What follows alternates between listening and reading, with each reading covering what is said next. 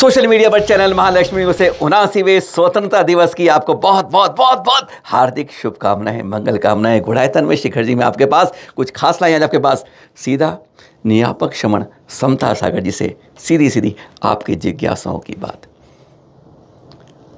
स्पष्ट। उन्होंने यह तक कहा, आप में से जो 4 बच्चे पैदा करे उसका सम्मान और संपन्नता के बारे में कुछ समाज सोचे। वंश के वंश खत्म हो रहे हैं आज हमारे, उसके बारे में क्या चिंता होती है।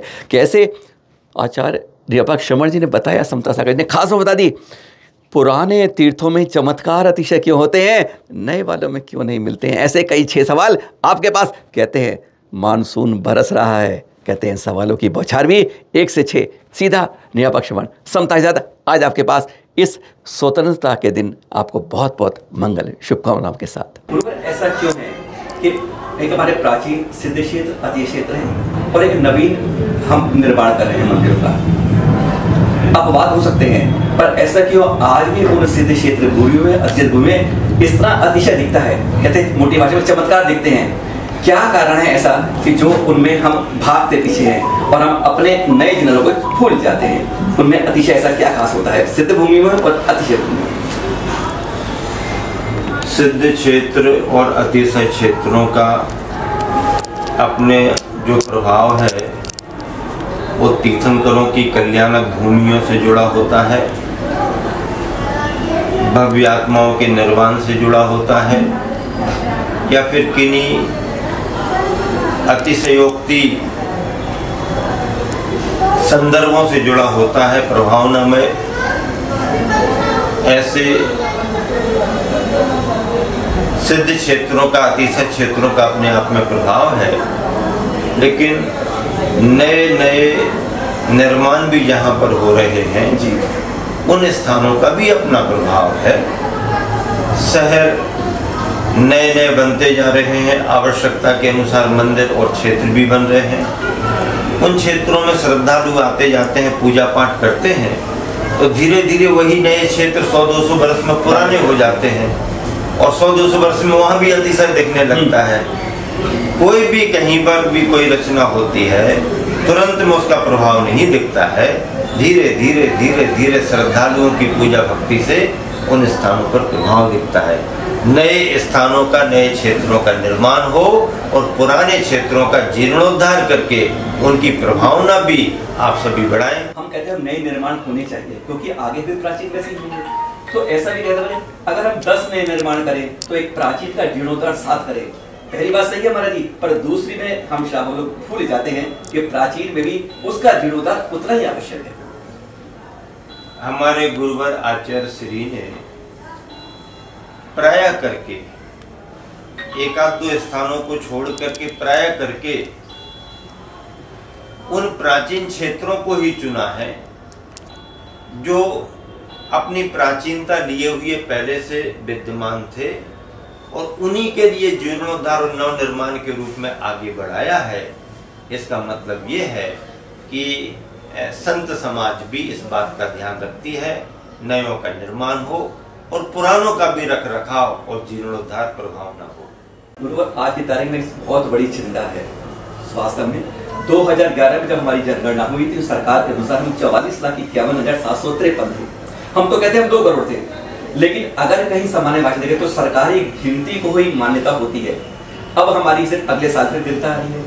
कोई कह रहा है कि जाति में टिक करो, धर्म में टिक करो, इस तरह की कई भावनाएं।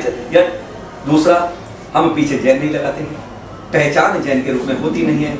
ये बहुत बड़ी समस्याएं हैं। एक उद्बोधन ऐसा समाज के लिए हो जाए महाराज जी कि अपनी जनसंख्या को बढ़ाने के लिए क्या क्या उपाय करें?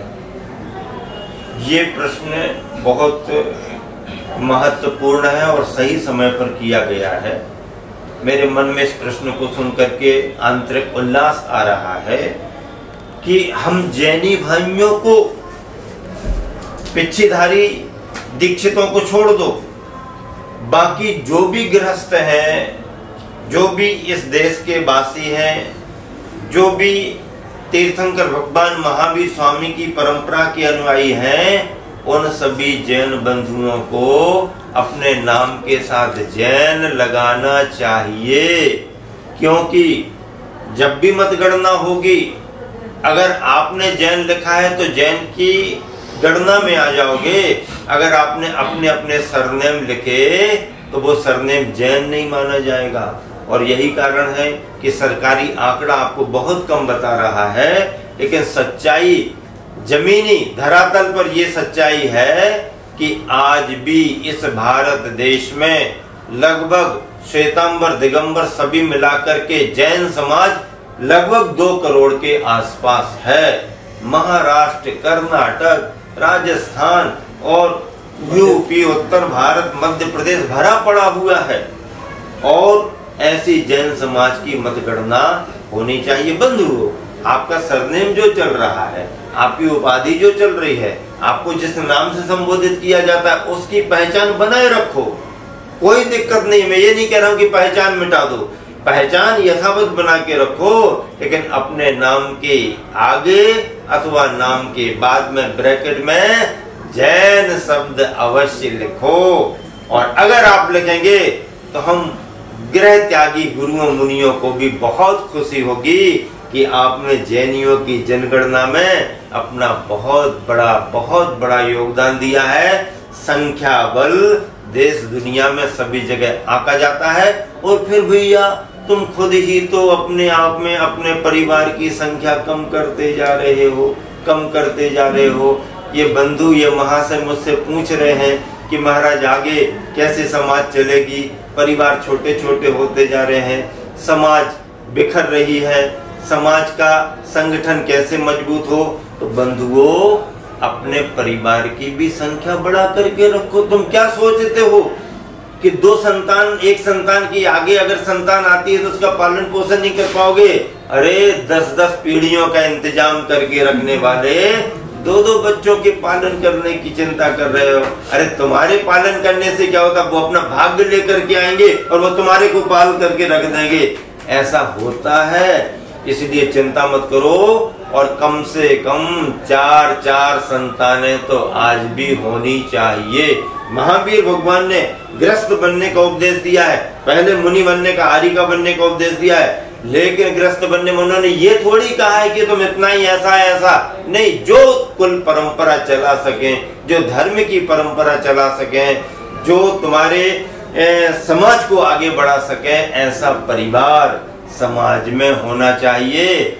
और बार बार मुनि महाराज भी ये कहते हैं, अगर 4 संतानें तुम्हारे पास हैं तो उससे क्या लाभ होगा? उससे ये लाभ होगा कि एक तुम्हारे बेटा बनकर के काम करेगा, एक समाज सेवक बनकर के काम करेगा, एक दीक्षा में दीक्षित होकर के धर्म की प्रभावना करेगा, और एक राष्ट्र के लिए समर्पित होगा तो राष्ट्र की रक्षा अभिनंदन वर्धमान की तरह करेगा।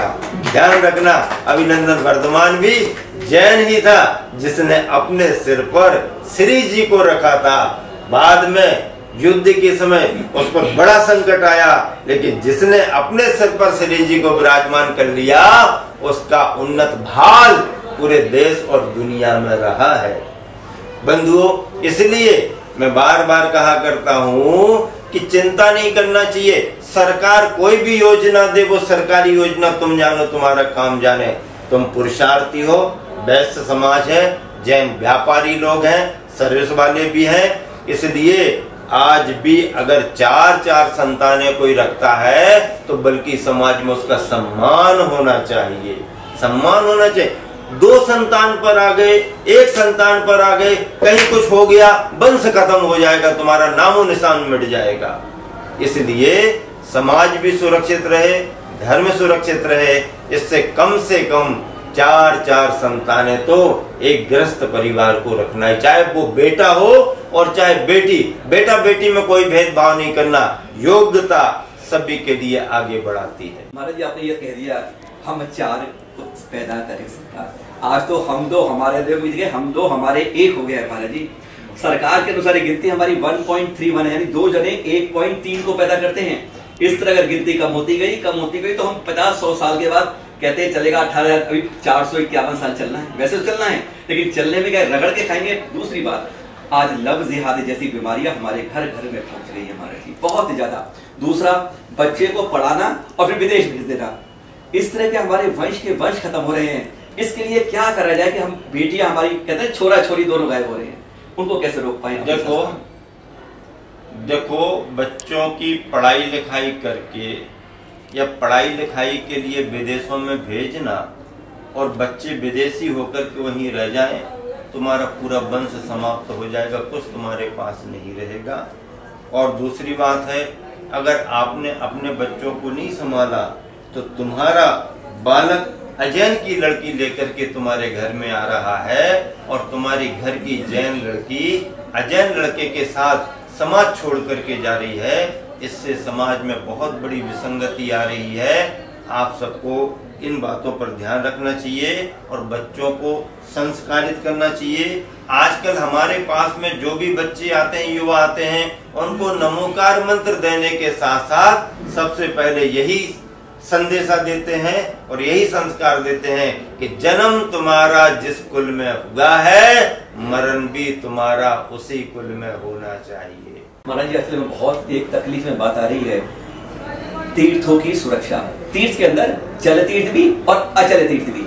चल हमारे सामने है, अचल उस सिद्ध भूमि में खड़े हैं।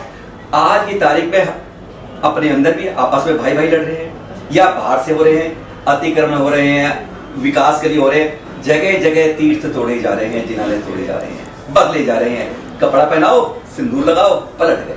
और ऐसे ही आहार विहार में, आत्म विहार में इतनी दुर्घटनाएं हो रही है महाराज जी, वह जानबूझकर भी हो सकती हैं, अनजाने हो सकती हैं। इस तरह से जिम्मेदार कैसे श्रावक या समाज हो सके कि अचल और अचल दोनों तीर्थों के लिए सुरक्षित कर पाए? देखो, बहुत अच्छा प्रश्न है, ज्वलंत समस्या भी है। आपके द्वारा निर्मित तीर्थों पर अतिक्रमण हो रहा है और हम असहाय बनकर के उनका संरक्षण नहीं कर पा रहे हैं। हमारी भलाई का या हमारे नेक इंसानियत का दोहन किया जा रहा है। हम जागरूक हों और अपने क्षेत्रों की संभाल करें। कहीं पर भी कोई कार्य होता है, एकजुटता का परिचय दें, सरकार पर दबाव बनाएं, सरकार से निवेदन करें, सरकार का संरक्षण लें और अपने तीर्थों की सुरक्षा करें। दूसरी बात है, संघों के विहार होते हैं, शहरों में ग्रस्त बहुत भीड़ भाड़ करके जय जयकार करते हैं क्योंकि वहाँ पर मंचादिक भी मिल जाते हैं। लेकिन जब मुनिजन एक नगर से दूसरे नगर जाते, एक गांव से दूसरे गांव जाते हैं, तो कभी कभी श्रावकों की कुछ कमी भी दिखाई दे जाती है। ऐसे समय में जाने अनजाने, इरादतन बेइरादतन घटनाएं घटती जाती हैं। सावधानी रखने की जरूरत है। गुरु सेवा सच्चे रूप में तो ये भी है कि जब बहुत ज़्यादा है तो उस समय हम पीछे हो जाए और जब कोई नहीं है तब हम गुरुओं के साथ उनकी सेवा में लगें। अगर ऐसा किया तो मुनि आरिकाओं के आहार विहार भी निर्बाध रहेंगे और तुम्हारा धर्म भी पलेगा। अगर आपने इसमें लापरवाही की तो सड़क चलते कोई गाड़ी वाला, सड़क चलते कोई भी उपद्रवी तत्व, सड़क चलते कोई भी असामाजिक तत्व उस समय का, उस अवसर का दुरुपयोग कर सकता है और क्षति पहुंचा सकता है संघ के लिए। पहुंचाते ही ऐसी दुर्घटनाएं सुनने में आ रही। भारत बचे दिगंबर जैन तीर्थ क्षेत्र कमेटी जो हमारे तीर्थों की सुरक्षा के लिए 125 साल से अनवरत चल रही है। सामान्य जन उससे जुड़ नहीं रहा है। तीर्थों के लिए, सुरक्षा के लिए, संवर्धन विकास के लिए किस तरह से जनमानस को इस तीर्थ क्षेत्र कमेटी जुड़े, जिसे कह सके मैं भी आज तीर्थ सुरक्षा के लिए अपना पूरा सहयोग दे रहा हूँ। श्रद्धालु तीर्थों पर आते हैं और तीर्थों की सेवा करना चाहते हैं। अब ये तीर्थ क्षेत्र कमेटी का अपना दायित्व है कि उन श्रद्धालुओं की श्रद्धा को वो किस तरह से अपनी कमेटी से जोड़ करके रखें। कमेटियां बनती हैं, पदाधिकारी बन जाते हैं, सेवाएं होती हैं। बहुत सारे लोग बड़े सेवाभावी होते हैं जो आदर्श माने जाते हैं और कई बार कमेटियों में ऐसे लोग भी बैठ जाते हैं, न वो करते हैं और न दूसरे को करने देते हैं। इन व्यवहारों के कारण भी बहुत सारे लोग श्रद्धालुजन दूर होते जाते हैं। हमारे मन में सेवा की भावना आए, एक उम्र तक हम सेवा दें और अगर शिकस्त हो रहे हैं तो इच्छा से छोड़ करके नई ऊर्जा के लिए आगे बढ़ाएं और अपने अपने प्रकल्पों में किसी भी रूप में जनमानस को जोड़ें। वो आर्थिक सहयोग भी देगा, वो समय का सहयोग भी देगा, वो श्रमदान भी करेगा और अपनी समाज को प्रेरित करके जो जहाँ जिस क्षेत्र में जिस प्रदेश में है उन क्षेत्रों से जुड़ें और अखिल भारतवर्षीय दिगंबर तीर्थ क्षेत्र कमेटी से अवश्य ही सब लोग जुड़ें। इस गुणायतन में जब आएंगे ना, आपको गजब की आपको जानकारी अभी चल रहा है निर्माण, इंतजार कर रहे हैं इसके प्रणेता मुनिषी प्रमाण सागर जी का इंतजार हो रहा है। पंचकल्याण के लिए कहते हैं परसों का यह एक सपना साकार होगा। पर हाँ, कल आपके पास पहुँचेंगे बेलगछिया। जी हाँ, कलकत्ता से करेंगे आपसे सीधी बात, कुछ खास इसी तरह से आपके पास सादर जय जिनेंद्र।